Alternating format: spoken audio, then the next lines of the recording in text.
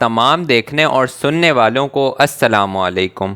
ناظرین گرامی، حضور صلی اللہ علیہ وآلہ وسلم کے دور میں کچھ عرب ایک یہودی عالم کے پاس گئے اور اس سے کہا کہ حضور صلی اللہ علیہ وآلہ وسلم سے ایسا کون سا سوال کیا جائے کہ ان کے نبی ہونے کی حقیقت واضح ہو جائے۔ اس کے جواب میں اس یہودی عالم نے حضور صلی اللہ علیہ وآلہ وسلم سے 3 سوال پوچھنے کا کہا، جن میں سے ایک سوال یہ تھا کہ اصحاب کہف کون تھے۔ لہٰذا اللہ تعالیٰ نے اپنے محبوب حضور صلی اللہ علیہ وآلہ وسلم کو اس کا جواب قرآن پاک کی سورہ کہف کے اندر مکمل وضاحت کے ساتھ بیان فرمایا۔ اس کے مطابق یہ حضرت عیسیٰ علیہ السلام کا دور تھا، جب اللہ تعالیٰ نے ان کو آج کے دور کے فلسطین کے علاقے میں لوگوں کی اسلام کی تبلیغ کے لیے بھیجا۔ یہ علاقہ رومن ایمپائر میں شمار ہوتا تھا اور یہ بت پرست لوگ تھے۔ یہاں ایک یہودی بادشاہ کی حکمرانی تھی جو رومن ایمپائر کے ماتحت ہی کام کر رہا تھا۔ جب حضرت عیسیٰ علیہ السلام نے یہاں تبلیغ شروع کی تو رومی لوگ آپ کے مخالف ہو گئے اور آپ کو گرفتار کر کے سولی پر لٹکانا چاہا، مگر اللہ تعالیٰ کے حکم سے آپ کو زندہ آسمان پر اٹھا لیا گیا۔ اس واقعے کے کچھ عرصے بعد یہودی لوگوں نے رومی حکومت کے خلاف بغاوت کر دی، لہٰذا اس کے رد عمل میں رومی بادشاہ نے یروشلم اور فلسطین پر حملہ کر کے اسے مکمل تباہ کر دیا، حتیٰ کہ بیت المقدس کو بھی اس نے مکمل تباہ کر دیا۔ اس دوران اس نے 1.5 لاکھ یہودیوں کو قتل کر دیا۔ جو بچے کچے یہودی یہاں رہ گئے تھے وہ جان بچا کر فلسطین سے نکل گئے، اور یوں صرف عیسائی لوگ جو حضرت عیسیٰ علیہ السلام کے ماننے والے تھے، ان کی تعلیمات کے پیروکار تھے، صرف وہ ہی فلسطین میں موجود رہ گئے۔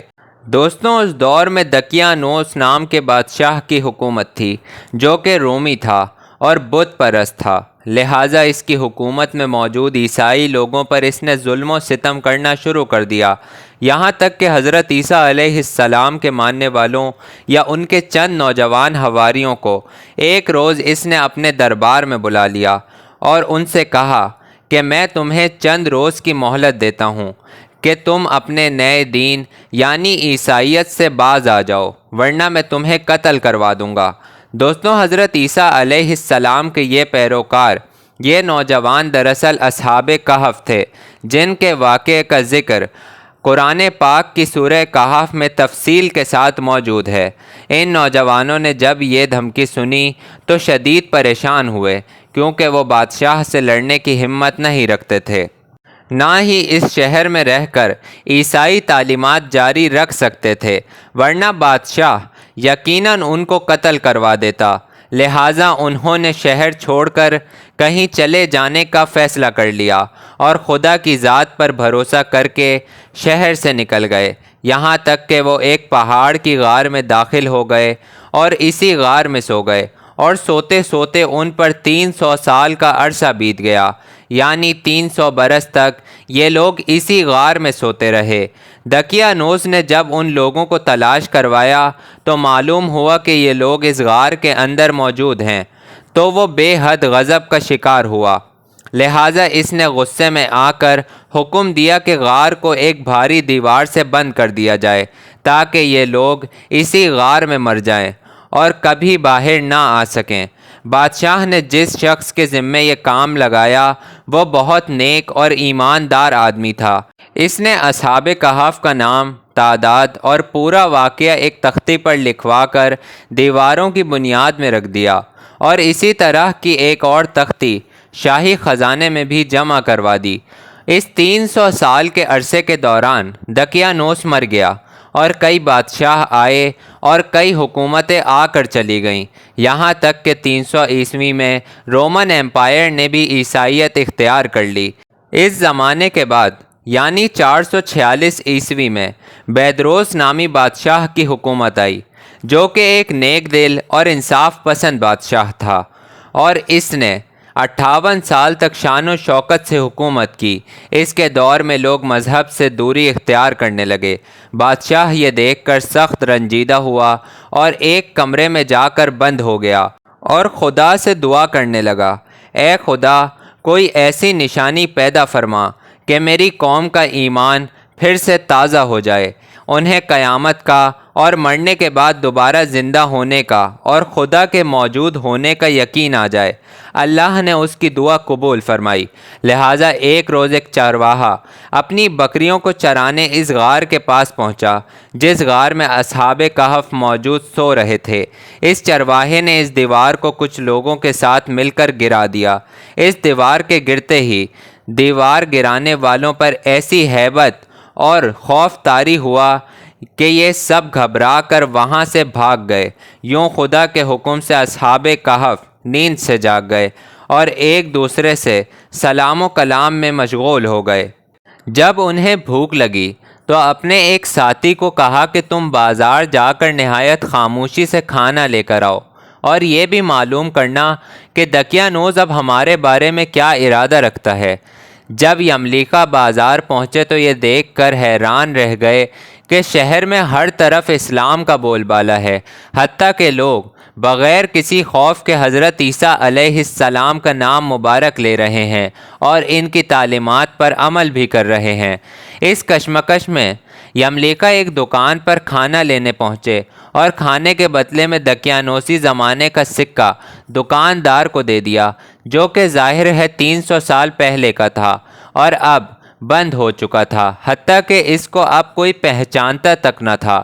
دکاندار نے جب سکہ دیکھا تو اسے شک ہوا کہ اس شخص کو کوئی پرانا خزانہ ملا ہے، لہٰذا اس نے حضرت یملیکا کو بادشاہ کے سپاہیوں کے حوالے کر دیا تاکہ وہ ان سے خزانے کے بارے میں پوچھ گچھ کریں۔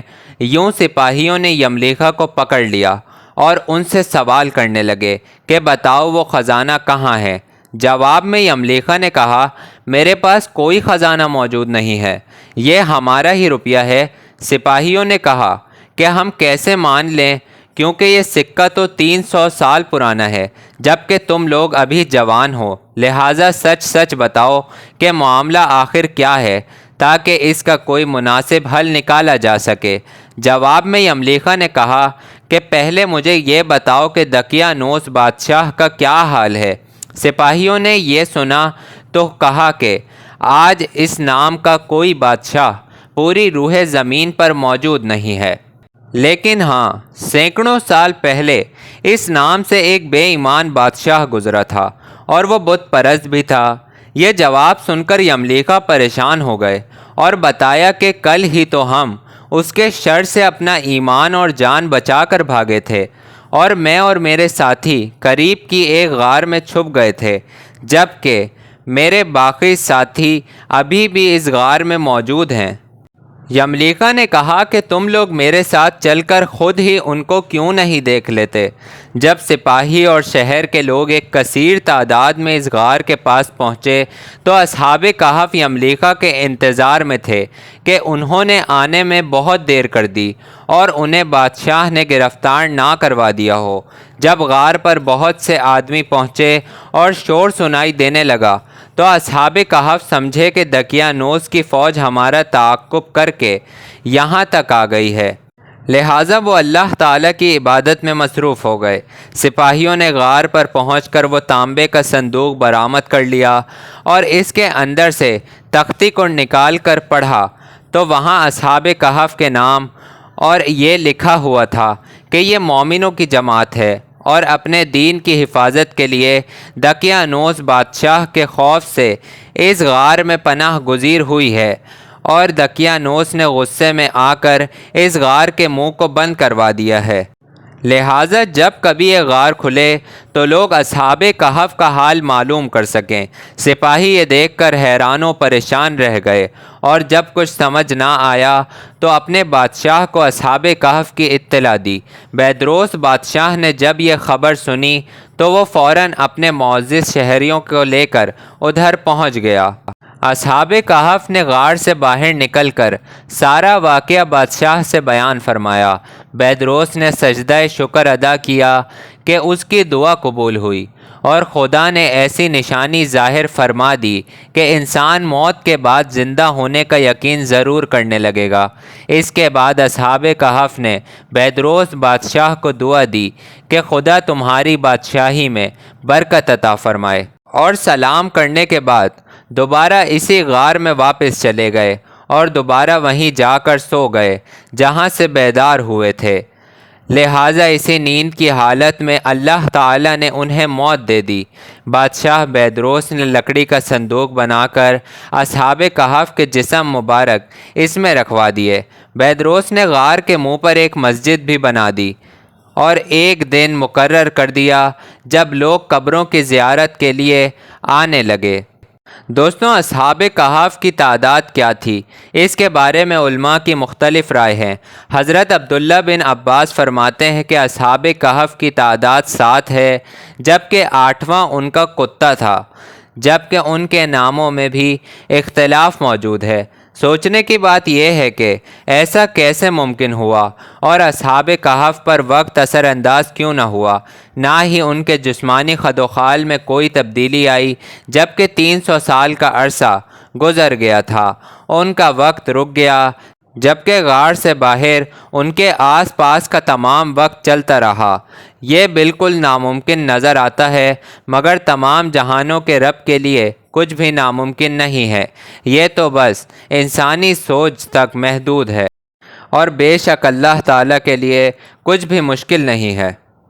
دوستوں، اگر آپ کو میری ویڈیو پسند آئی ہے تو میری ویڈیو کو لائک کریں، میرے چینل کو سبسکرائب کریں اور میری ویڈیو کو کسی نہ کسی کے ساتھ ضرور شیئر کریں۔ انشاءاللہ یہ کسی نہ کسی کا مائنڈ ضرور چینج کرے گی۔